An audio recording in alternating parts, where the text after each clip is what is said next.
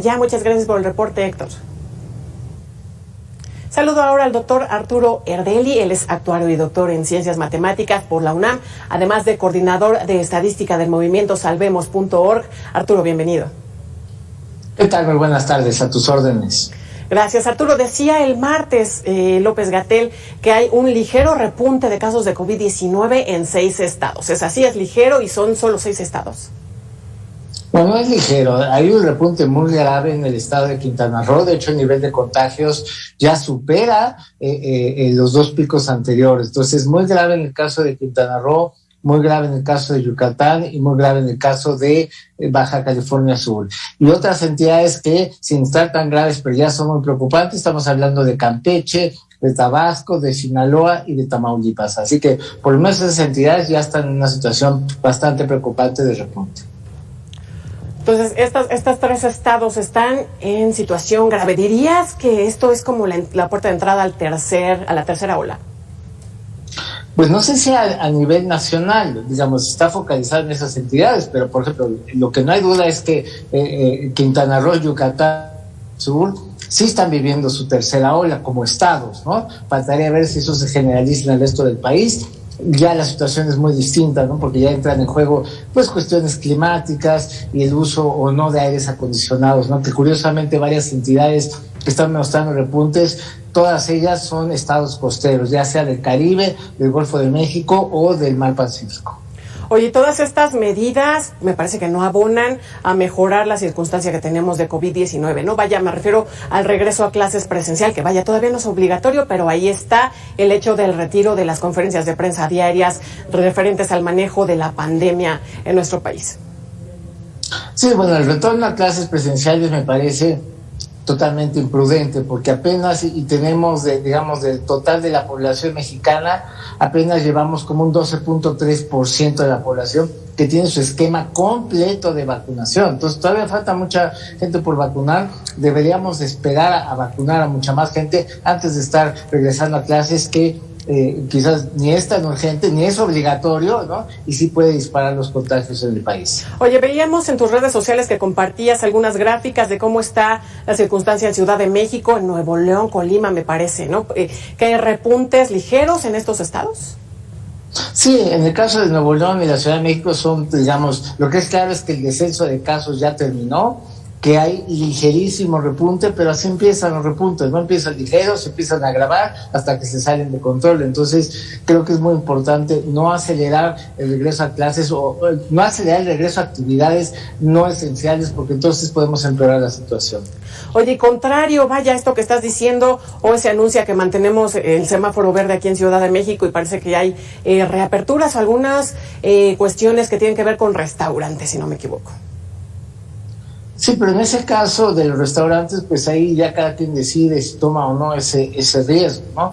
Pero en el caso, por ejemplo, de actividades de decir, bueno, o empezar, aunque no sea obligatorio, pero estar como ya empujando a los padres de familia que ya manden a sus niños a las escuelas, eso sí es un riesgo muy, muy importante. La gente que quiere tomar riesgo lo va a seguir haciendo, pero lo importante es que la mayor parte de la población le quede claro que todavía estamos en alto riesgo y que no es momento de acelerarnos a retomar actividades. Tenemos que esperar unos meses más a que avance muchísimo más la vacunación.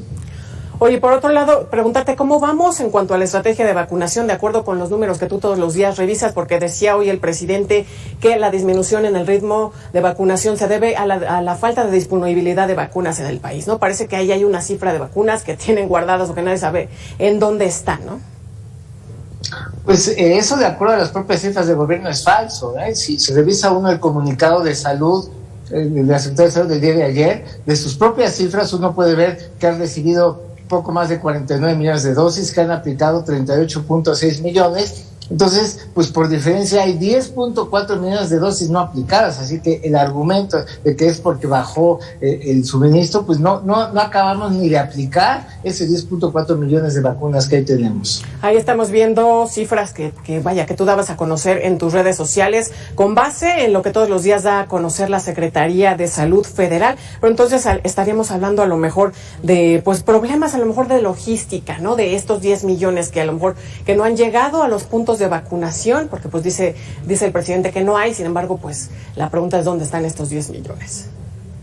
Así es, el problema desde el inicio ha sido problemas de logística, tanto en la distribución como en la aplicación, por esta ocurrencia de utilizar a servidores de la nación y brigadas correcaminos, en lugar de recurrir a la amplia experiencia que México ya tenía en su sistema de salud en cuanto a vacunación de décadas, ¿no? Entonces, eso es lo que está generando un cuello de botella y por eso cada vez desde el inicio hemos visto cómo se va ampliando la brecha entre dosis recibidas y dosis aplicadas. Empezamos con 1 millón, 2 millones, ya vamos en 10.4 millones. Es un problema de logística, efectivamente. Oye, dentro de la estrategia planteada y lo que estamos viendo día con día, ¿cuáles son las divergencias? Por ahí también otra de las gráficas que tú compartías en las redes sociales, sobre todo para decir, porque mucha gente cree falsamente en que ya hay grandes o importantes avances en vacunación.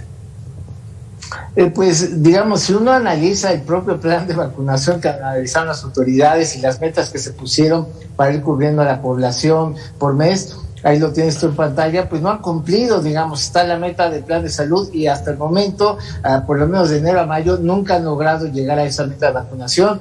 En junio, pues se ve que ya vamos más de la mitad de junio y no llevamos ni la mitad de lo que se supone debería de cubrirse con el esquema completo de vacunación. Entonces no está cumpliendo el gobierno ni con su propio plan de vacunación. Vaya, todos conocemos ya en este momento personas que ya tienen por lo menos una dosis y contadas quienes ya cuentan con las 2 vacunas, ¿no? Y esto se refleja en estas cifras que nos compartes. Preguntarte también, ¿quiénes son los que se están contagiando actualmente? Porque, bueno, en el pasado hablábamos de los más afectados que eran los adultos mayores. ¿Hoy quiénes son?